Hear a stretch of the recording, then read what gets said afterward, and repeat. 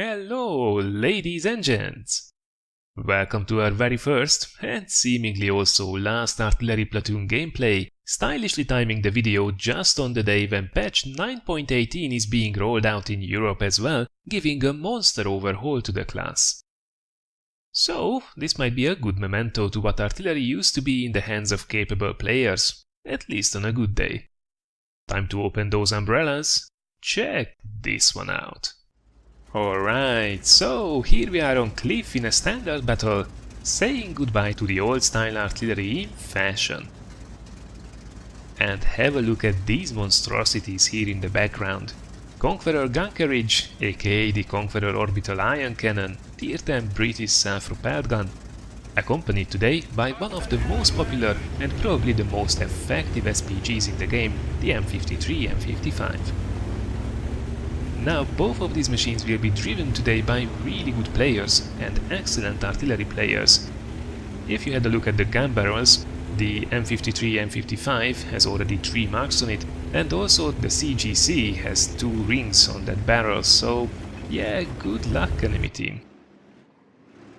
Talking about the enemy team, there is a huge imbalance there in the matchmaking, something that will probably go away with patch 9.18.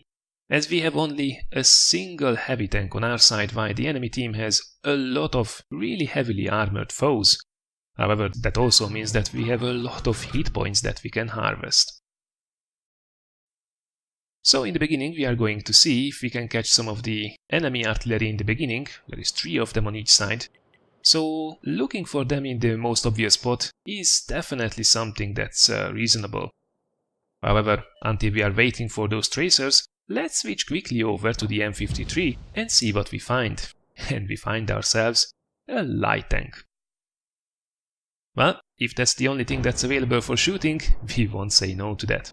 Now have a look at this aiming. You see how the shell's trajectory was obstructed by something? Well, that something was a really unfortunate T-rate French light tank. So, first shot of the game, 1100 damage secured. Now there was the tracer. Tried to go for a little bit of counter battery fire with a premium HE shell. Unfortunately though, it seems we didn't hit the mark. We might have splashed him, but we will not know that until a lot later.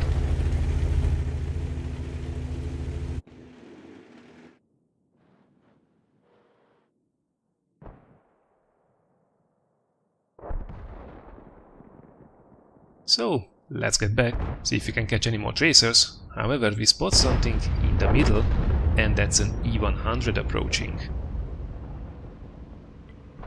Alright, well that looks like a tasty target. We will have to wait until he climbs up the hill. Oh, never mind, looks like the enemy heavies are making an aggressive push. However, that position is not artillery safe, as that Conqueror really quickly finds out. That was a flush penetrating hit with premium HE, 1950 damage. Oh my god. However, we were not the only ones noticing the enemy heavies making the advance. Our friend in the M53-55 is also aiming down on this E100. Now we have little chance to get him in one shot, however we can start chipping away. And what a chip that was, almost 900 damage in a single shot. Now, as the enemies are pretty much taking over that part of the map, staying out here in the open becomes really not a healthy thing to do, so we will relocate here to the other side. We did not corner ourselves there where the CGC is, because this way we can actually create a lovely crossfire.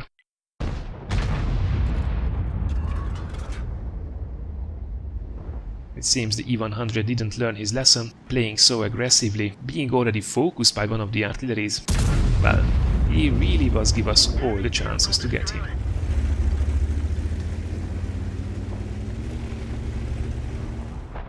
But back to the CGC, we are already reloaded. Now that batch at 25 TAP is way too fast for us. I'm guessing a lot of artillery players would have taken the shot anyway, especially with premium HE, trying to at least splash them. However, then they would have missed out on this nice little cluster.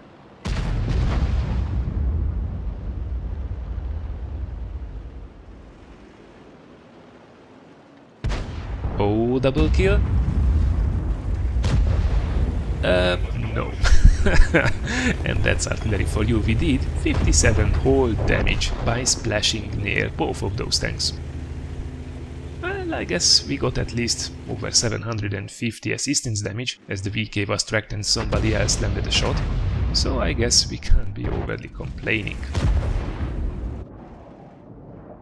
Now, the scores are at the moment even 4 versus 4, however, there isn't really a flank where we are really strong at the moment. Our guys are trying to push in the east around the mountain, however the west is basically fallen and the enemies are controlling the middle ridge as well, so our cap is already under a lot of pressure. There goes another tracer. And there goes the enemy M53 and 55. Quite a useful kill right there, taking out one of their most dangerous artillery of the game quite early on. Alright, in the meantime, our M53 has found itself a lovely target. Now that was a really cheeky shot there. Unfortunately, it did go way wide as well. No lovely side penetration for us this time.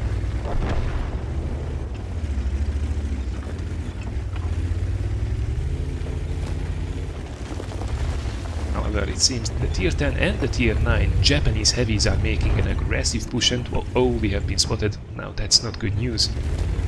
And that's exactly why Sixth Sense is the second most important skill, even on SPGs, right after Brothers in Arms of course. So let's quickly get out of harm's way.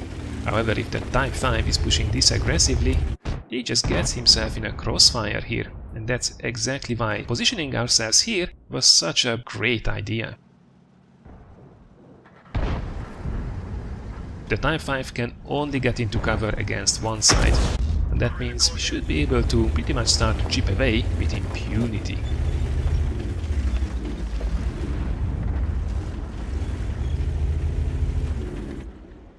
The Type 5 Heavy is under fire from us, the Type 4 is under fire by the M4043 from our team. He's also putting in some quite effective shells. And as these Japanese brutes advance in the open, well, that wasn't really a question if that would be a kill, was it? It's not easy to be a heavy tank in an SPG infested map, especially if you have to drive out in the open while the enemy team has some vision. It's just ridiculously difficult to avoid incoming fire. Object 704 suddenly has a really interesting idea of rushing the Type 5 Heavy. I have no idea what he thought what would be happening there. Also, he was in a position and oh, never mind, patch at 25 TAP. I don't think he actually realized that we were here in this corner. So, shotgun time. But back to the Type 5. So the Object 704 rushed it in a position where nobody else could support him. However, now the Type 5 is making an approach up the ridge.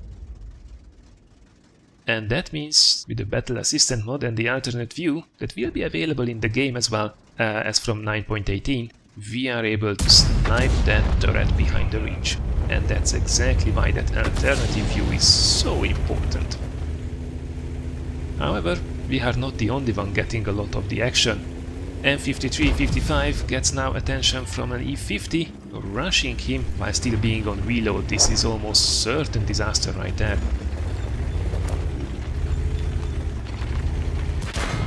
We have to take one shot, however the E50 makes a horrible mistake, overshoots us, now we are reloaded. However, as he pushes into us, we basically had no other chance but to press the button and kill both of us with a single shot. It was either that, or E50 would be ramming or shooting us to death, so, well, that was pretty much for it for the M53-55, although we are on 4 kills and we did quite a bit of damage. As for how much, I guess we will have to see that in a second.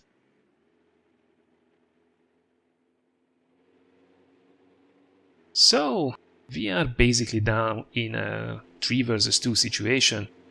The Scorpion makes a really smart move there by scouting the ridge, as the E4 probably will still be up there somewhere. It's quite curious why that guy didn't push together with the heavies.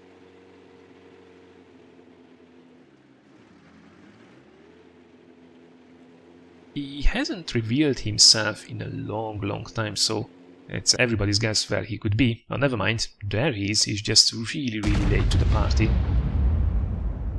And again, we are in a really good crossfire situation here. The E4 completely ignores our presence, which is an interesting decision. And we slam dunk his side there, doing almost 1000 damage to him. However, that still means that the E4 is only down to half health. And the Scorpion unfortunately eats a big one there.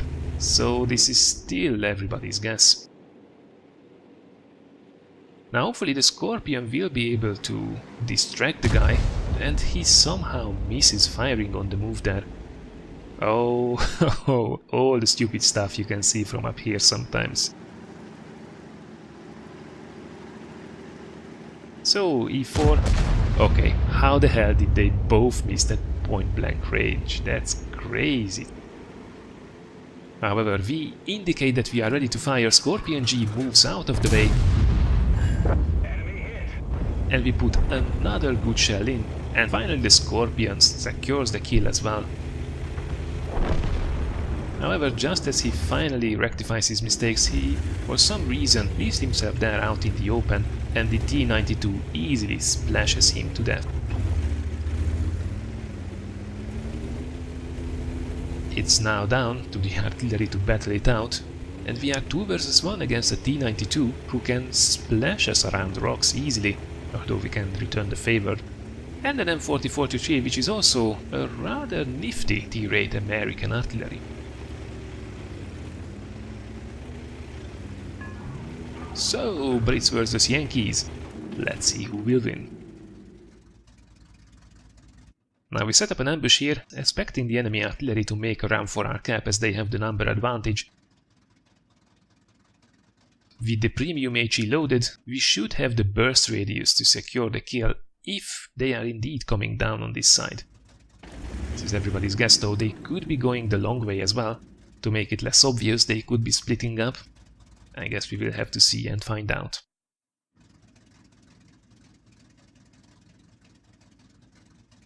By the way, premium HE does not have better penetration or higher damage.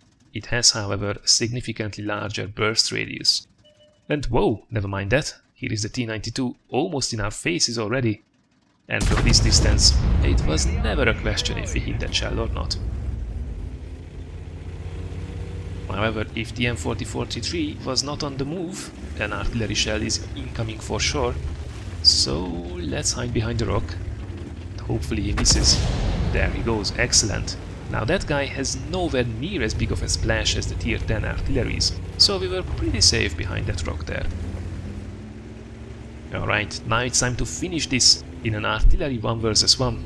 And, well, as exciting as artillery 1 versus 1s go, I will speed this up a little bit until the action bits, because it takes a while for the CGC to get into position. Alright, so here we are overlooking the enemy cap, trying to see if maybe the enemy artillery blind fires the typical artillery spot or our last known position, or maybe tries to make a run for it. However, as we do so, the timer ticks down, and now there isn't enough time to cap, so you could make an argument that we should have maybe moved to the cap, which is a little bit more risky but gives us more chances to win. But we didn't, so it's time to make a move, and hopefully artillery is still one of their favorite spots, so we can hunt them down. Come on M40, where are you? Oh, there you are. Well, that's a little bit unexpected, so he was actually going with the T-92, or at least following him later, and now he's coming back to try to claim the kill. Now he's behind the house there. We have less than 50 seconds left at our disposal. However, he makes a slight miscalculation who he's up against, and the orbital ion cannon strikes again with some impressive splash. Wow, artillery splash damage for the win. Now I wanted to start the outro of this video with something along the lines that we probably won't see stuff like this in the future after the changes, but this very last splash kill will probably actually be happening more than ever. I guess we will have to see. What's for certain is that this was a rather impressive carry from our arty platoon, with 10 kills and close to 10,000 damage between them. Special thanks then to the Big Bison and Natro for the replays, and congratulations to carrying this one to victory. I hope you guys had fun watching this as well, and if you had, thanks a lot for considering giving this a like or sharing it. As for the next videos, tomorrow we will continue with another episode from our Arty Party series, still back from 9.17.1, and then over the weekend we will have some really cool carries in massively outnumbered situations from an ELC AMX and a Skoda T50. Thank you very much for watching everyone, and now if you'll excuse me, I need to check out those 9.18 changes. See you around.